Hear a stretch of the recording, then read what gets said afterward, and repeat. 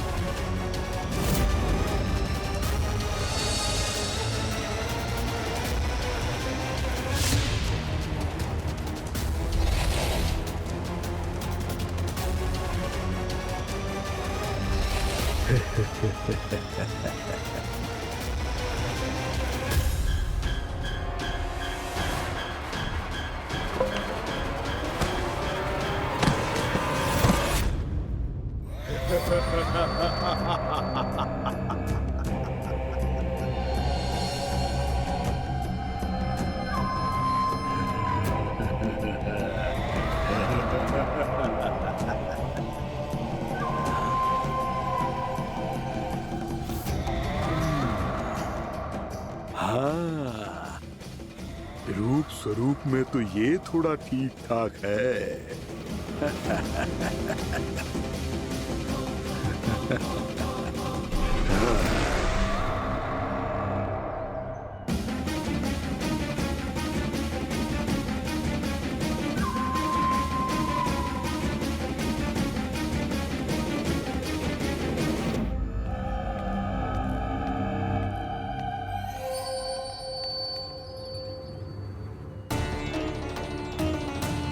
ये तो गांव की ओर जा रहा है। गांव वालों के प्राण संकट में पड़ जाएंगे। अरे शीघ्र करो, तुम सबके कारण पहले ही विलंब हो गए है आज। हाँ, मैं भी यही सोच रही थी, कहीं खाना गोचारण के लिए न चला गए हो। नाना मौसी ऐसा ना बोलो। हाँ तो फिर किसी दिन किसी कार्य में मन ना लगेगा।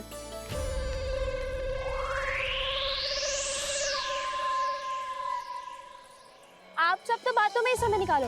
मैं तो चली कान्हा को निहारूंगी, तभी शांति मिलेगी हृदय को। अरे ठहरो, हम सब भी चल रहे। रो गई। इस गोपी का रूप धारण करके मैं भी निहारता हूँ इसके कान्हा को। कान्हा कहाँ गया?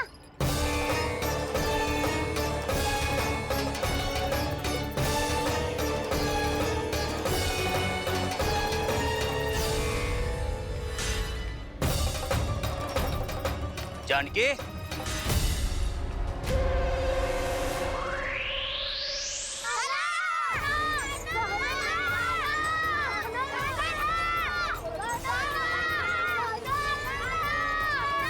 वो देखो कान्हा, पहाड़ी के ऊपर।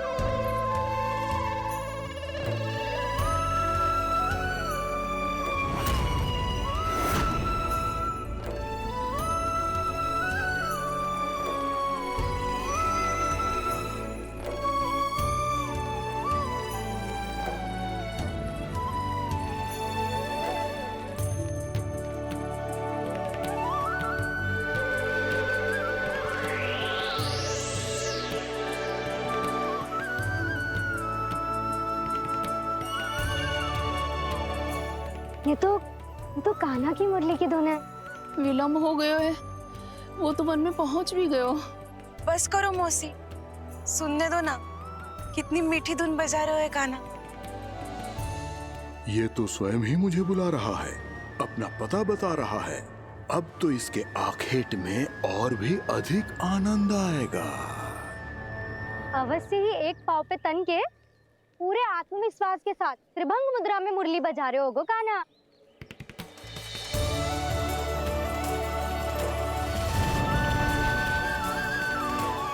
हाय, कितना सुरीला बजाता है।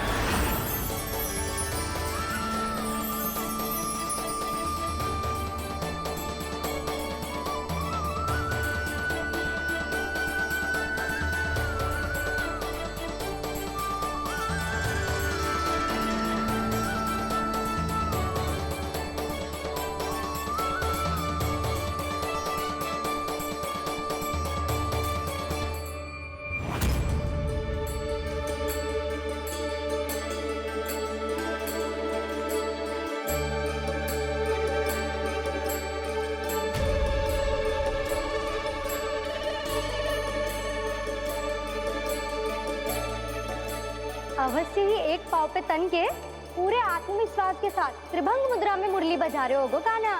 यहाँ तो सभी बालक एक पांव पर खड़े हैं, तो फिर इनमें से कृष्ण कौन है? अद्भुत प्रभु, जो छलिया सारे संसार को अपने छलावे में फंसाता है, आज आपने उसे ही फंसा दिया।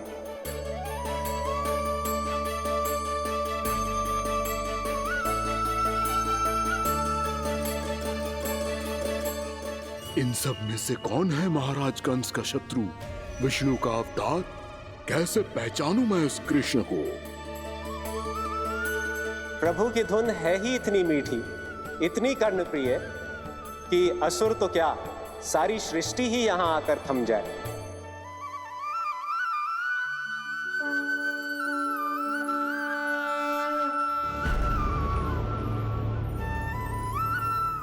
कहीं ये तो नहीं है वो मेरा शिकार विष्णु अवतार?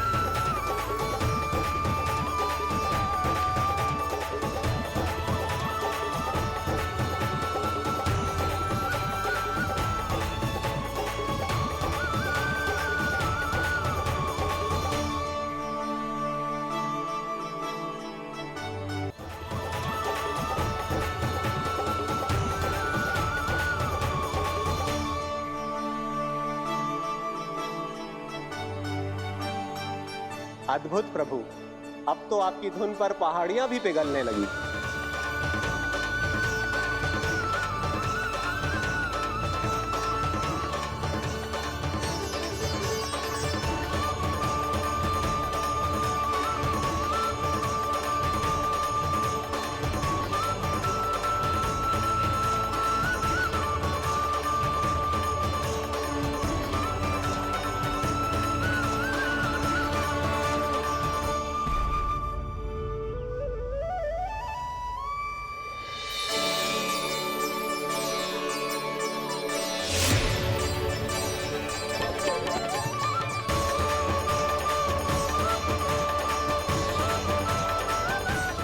देखते ही देखते पूरी पहाड़ी बावरियल होकर पिघलने लगी है।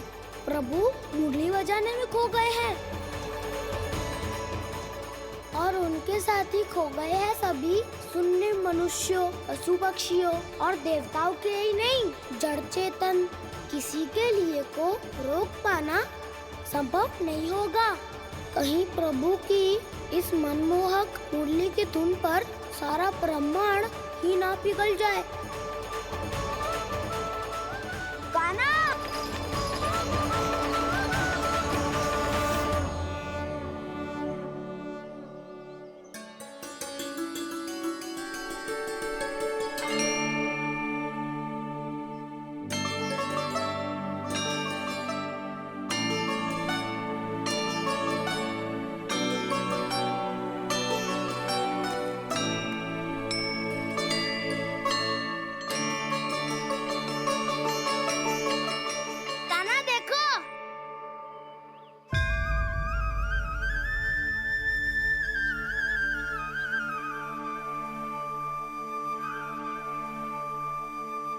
या तो आपके चरण का चिन्ह बन गया है प्रभु। अपने भक्तों के हित के लिए मेरी बस एक ही इच्छा है, ऐसी चिन्ह मेरे हर भक्त के हृदय पर हो। आपके पद चिन्ह तो सदैव से ही आपके भक्तों के हृदय पर छपे हुए हैं प्रभु, पर इस पहाड़ी ने भी अब इसे अपने मन में बसा लिया है। तो युगों युगों तक इस पहाड़ी को चरण पहाड़ी के नाम से जाना जाएगा। तो युगों युगों तक इस पहाड़ी को चरण पहाड़ी के नाम से जाना जाएगा। तो युगों युगों तक इस पहाड़ी को चरण पहाड़ी के नाम से जाना जाएगा।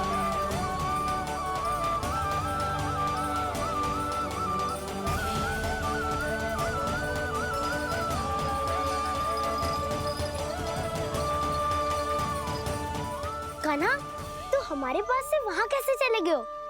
हमें तो पता भी ना चलो। मैं कहीं ना गया था उज्जवल, और ना ही कहीं जाऊंगा। सदैव यही रहूंगा मैं, तुम सबके पास, तुम सबके मन में। भले ही कोई असुर मुझे तुम सबसे दूर ले जाने का कितना भी प्रयास क्यों ना कर ले।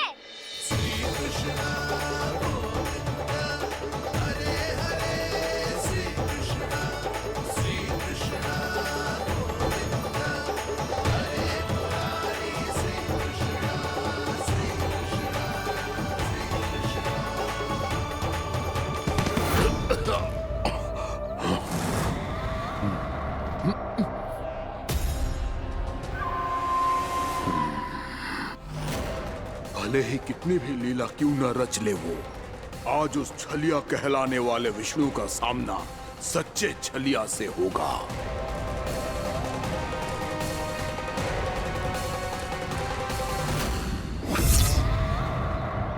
काना, तू कहाँ भटक गयो तो? नहीं सखा, मैं तो भटके हुए वो मार दिखा रहा था।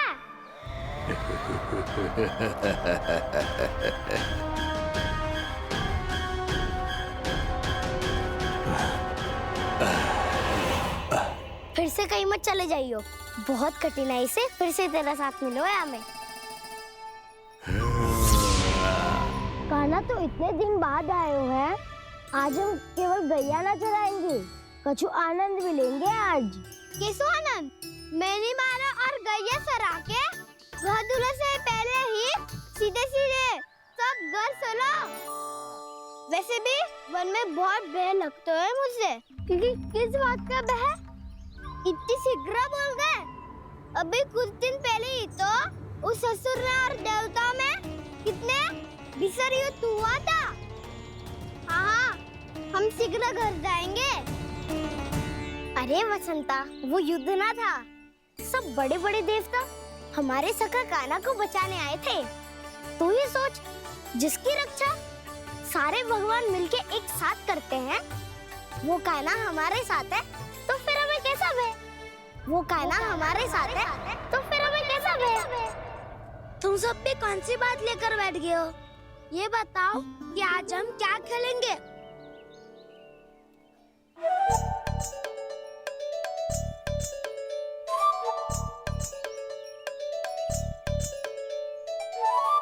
चोर प्रहरी खेले?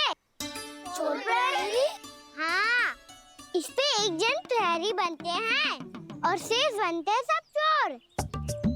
और चोर का कार्य होगा भागना और छुपना, और प्रहरी का कार्य होगा चोर को पकड़ लेना। अरे वाह काना, क्या खेल बताए हो है। इसमें तो बहुत आनंद आएगा। ये खेल भले ही तुम सब खेलोगे बालकों, पर आनंद तो मैं ही लूंगा।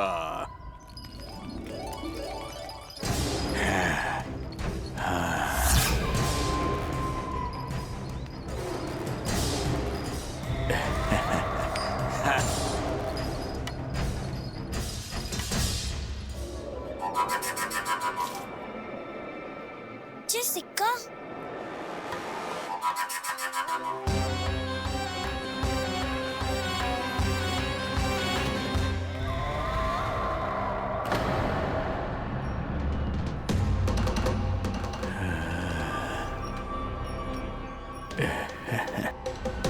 कौन है तुम? छलिया, मायावी छलिया।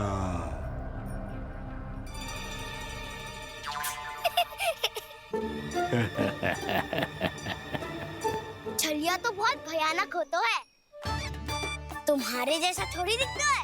हाँ। मुझे मूर्ख समझते हो तुम? 100 छलियाएं देखे हैं मैंने। हाँ। पर मैं उनसे ना घबराता हूँ, उनको मुझसे भय लगता है। हाँ? सच? और नहीं तो क्या, मैं हूँ इतना अनोखा, इतना वीर। तुम्हें विश्वास ना हो रहा है तो चलो मेरे सखाओं से पूछ लो।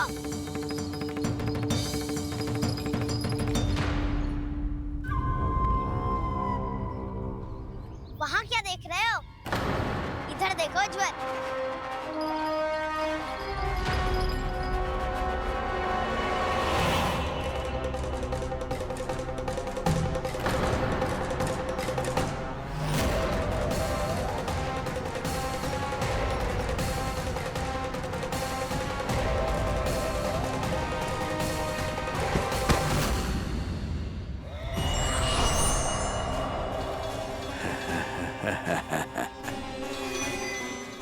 सौ छलिए देखे हैं इसने।